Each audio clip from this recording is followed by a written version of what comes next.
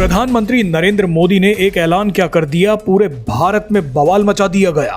PM Modi अब जो बोल रहे हैं वो बड़े फैसले 82 देश पहले ही ले चुके हैं। ये खबर आपके होश उड़ा देगी। आपको ये तस्वीरें याद होंगी जब ईरान के लिए भारत के अलग अलग राज्यों में मुस्लिमों ने करीब 600 करोड़ रुपए जमा कर लिए थे।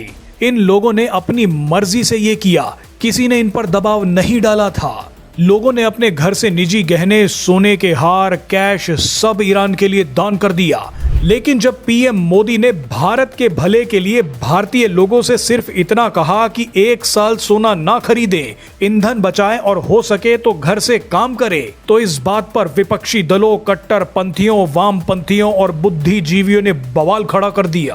पीएम मोदी ने जो अपील की है वो ना तो बहुत ज्यादा है और ना ही बहुत अनोखी है। वैश्विक ऊर्जा संकट से निपटने के लिए दुनिया इससे भी सख्त फैसले ले चुकी है।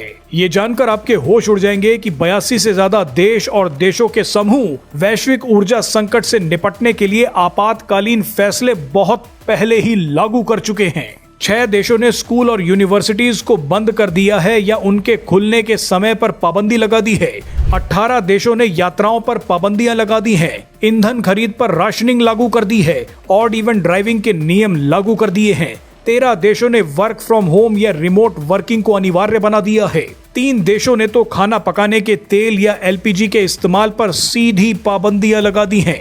35 से ज्यादा देशों ने ऊर्जा बचाने के बड़े अभियान शुरू कर दिए हैं, जिनमें कहा गया है कि एसी को 24 डिग्री पर चलाना है, 25 पर चलाना है या 26 डिग्री पर। कई यूरोपीय देशों में लोगों से कहा है कि अपने जीने की आदतों में बदलाव लाएं, वर्क फ्रॉम होम करें, गाड़ी चला रहे हैं तो धीरे चलाएं ताकि ईंधन की बचत हो पाए। यूरोपीय देशों में भी लोगों से कहा जा चुका है कि पब्लिक ट्रांसपोर्ट का इस्तेमाल करें।